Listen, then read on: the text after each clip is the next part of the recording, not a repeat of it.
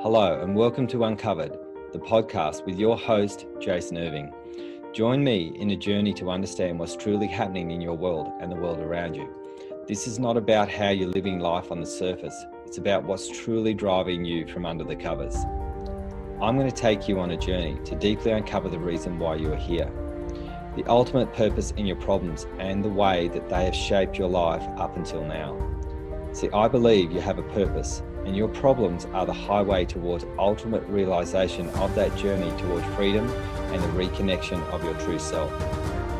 I've been told I have a different spin on most things, and I'll be giving you my understanding of life, love, and what we're all here for, purpose.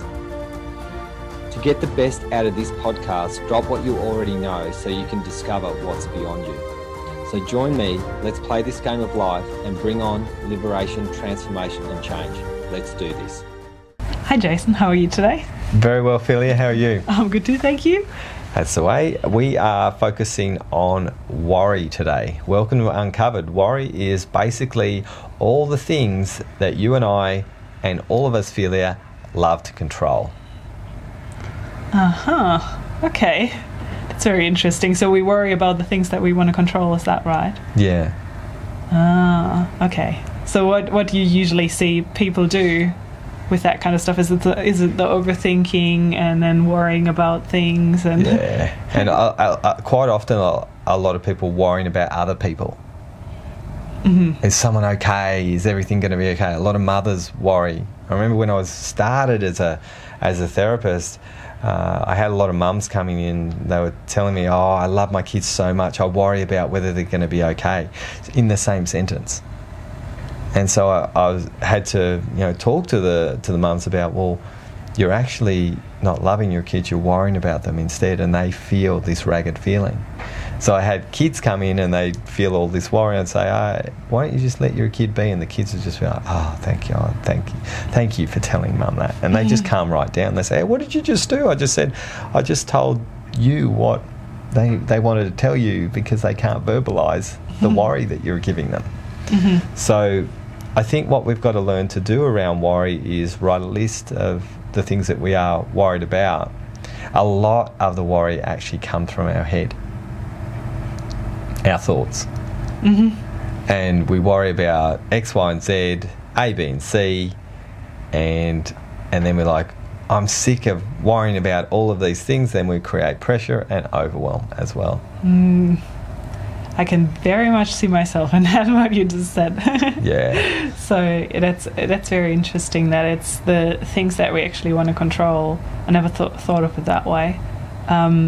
So you've said how you helped kids with this, and how would you help someone who comes to you and is just like, oh, I worry all the time about this and that and this and that and this, and make all these scenarios up in my head, and most of them never happen anyway. Yeah, a lot of them don't happen, and when they do happen, I told you so. Yeah. I knew this was going to happen.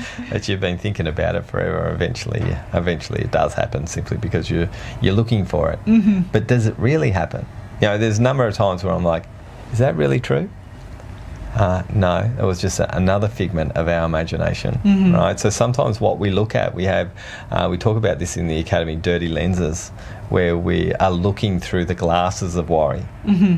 And when we do that, it's like, okay, the world could be at an end when it's really not, right?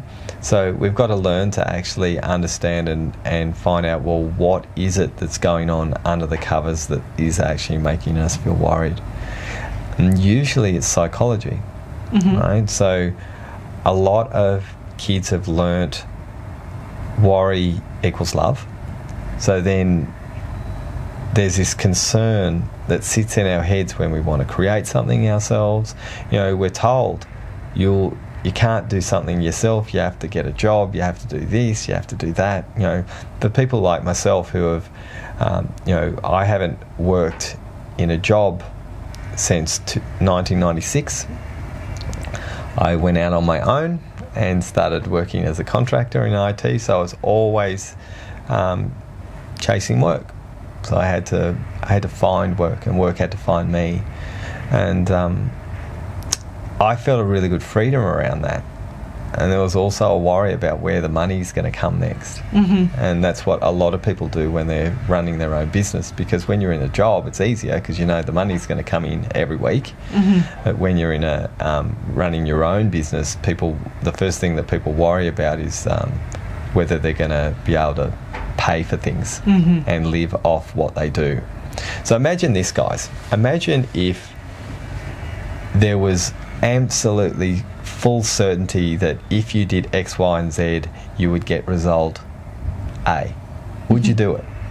Guaranteed, absolute guarantee that you had your dream. All you need to do was 3 things, and your dream would be there. Yeah, of course you'd do it. Right? But that's not how it works, is it? So we want this thing called certainty. And certainty is not possible in this world. So that's where the worry comes from. Because we want to have this safety, we want to have this certainty, we want to know what result is going to come out at the end of the day. And that's why we worry. So if we knew that our kids were going to be okay if we've got them, they were going to outlive us, would we be worried about our kids? No. Obviously not. But there's no guarantees in this world. So we spent a lot of time and a lot of energy worrying about a lot of things that we don't know are going to happen or are not going to happen. So what I think we need to do, guys, is we need to actually write a list of all the things that we worry about. It could be a long list potentially. Yeah.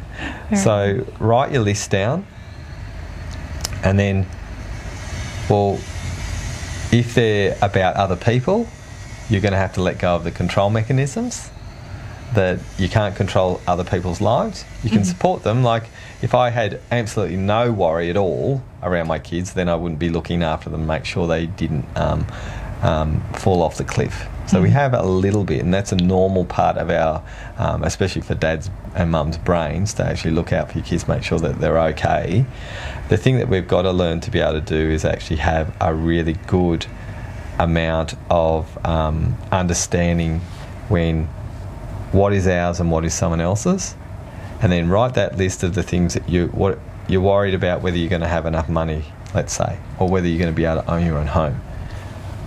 Get things together so you can change it, right? Get things around yourself so you get a little bit of logic and reason around, well, what are you going to do about it? So then that worry goes away. Does that make sense? So again, it's like taking actionable steps, like towards that, really. Yeah. Towards the thing that you want, having goals. Yeah, having goals and meeting those goals and going towards them. And you know, a lot of the time we create goals that are way too hefty, so then we fail at the goals. And then if we fail at the goals, then we don't feel good about ourselves. What we've got to do is we've got to create reachable goals that we can attain and know that we're going to get there. And if we do that, then we've got a way in which we can direct ourselves forward, and then the worry starts to disappear. And what we've got to do is we've got to let go of control of that it's got to be a certain way for us to be actually happy. Right? So we've got to have a look at, well, what is the worst case scenario? Write it down. What's the best case scenario? Write that down. What's the middle ground?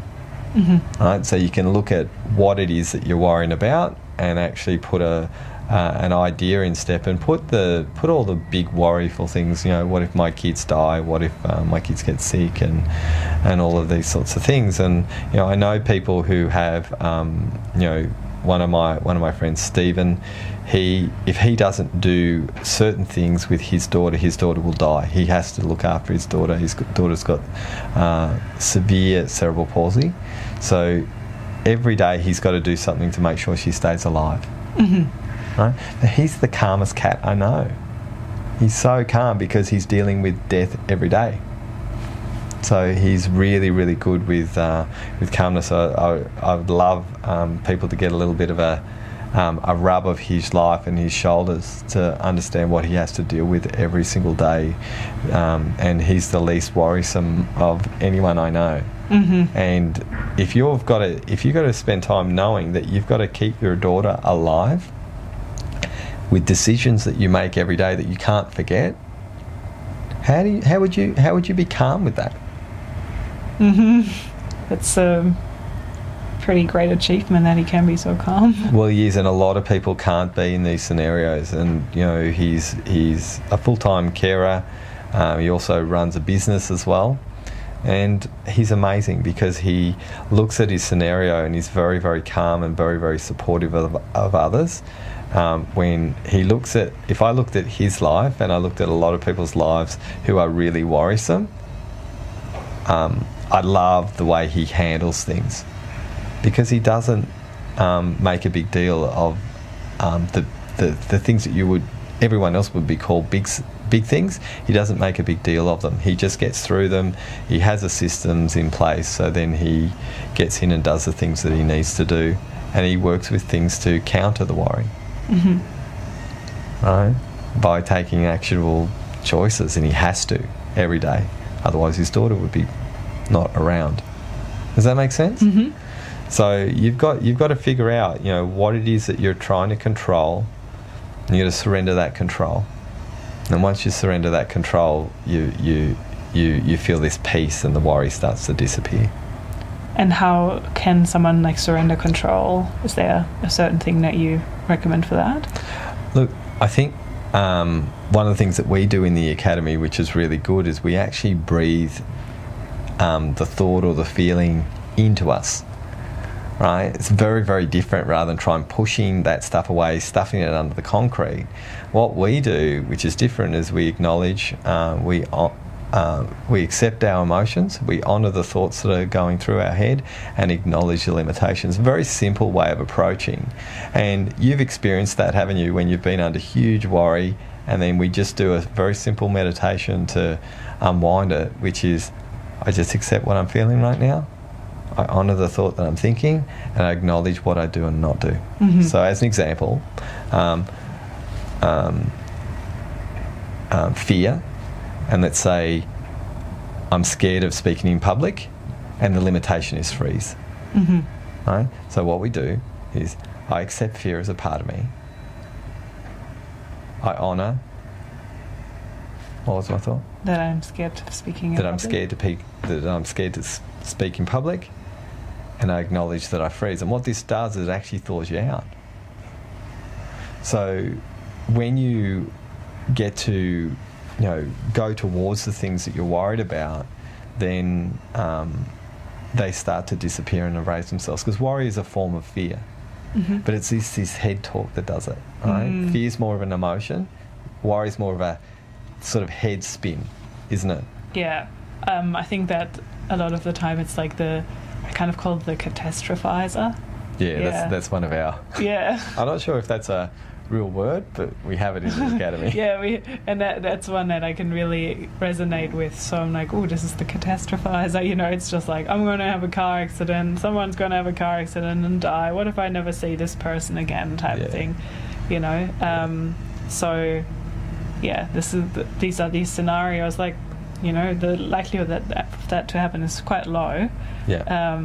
But yeah, these thoughts just come up sometimes, and then that it's just it comes from your head.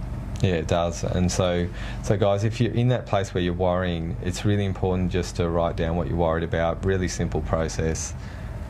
Accept the emotion, honour the thought, acknowledge the limitation that you do. That's the thing that you do or not do. It could be freeze or try and save everyone. Right? And breathe into that process of what it is that you're actually worried about. And what this does is this is an amazing surrendering technique, and it allows you to really connect in with what you're feeling, thinking and doing. And when you do that, it changes the state of your chemistry in your body fast. And when you get to change the state of the chemistry in your body, peace arrives. And then when peace arrives, you've got the opportunity to take action on the things that are going to help you overcome your worries in a healthy way. Awesome. Anything else that you'd like to add to that? Look, what I think we can do here is we might put up this model in the show notes, now that I know that they're show notes, because I have no idea about what this podcasting thing is about. I just do them. So we might just put that model up, accepting the emotion, honouring the thought, and acknowledging the limitation when you're focusing on a goal. So you can just have a little bit of a visual of what that looks like. So you get a bit of an understanding of how important it is to drop the worry through writing down the things that you're worried about emotionally, thought-wise and doing-wise. Do you think that'd be a good idea? Yeah, totally. Yeah. So we'll put that up for you guys just to have a look at, and spend some time writing them down, getting a bit of an understanding, so then you can start to breathe. And the opportunity to really acknowledge these things and allow these things to be there brings a sense of peace and connection to these things. And we talk about this in the Academy, purposing your problems. So these problems that you might be facing, when you do change them and you're not worried about them anymore, all the people who have those concerns, worries, around a certain goal that they're wanting to create, you can actually help them. So it's really cool when it creates a domino effect when you are able to take the worryful things that we worry about, achieve great things through them, and help other people with it as well. Yeah, it's really good. Yeah. All right, thank you. So thanks, guys, for listening. Our website is www.wellnessbreakthroughacademypodcast.com. I'd love it if you could like and share this podcast. If you think someone could get a little bit of benefit around worry and what it does to them, and let's bring this stuff to the world. I'm really excited about sharing the emotional content and what it can do to help people facilitate change. So thanks so much for listening, guys, and we'll catch you on the next one. See you next time.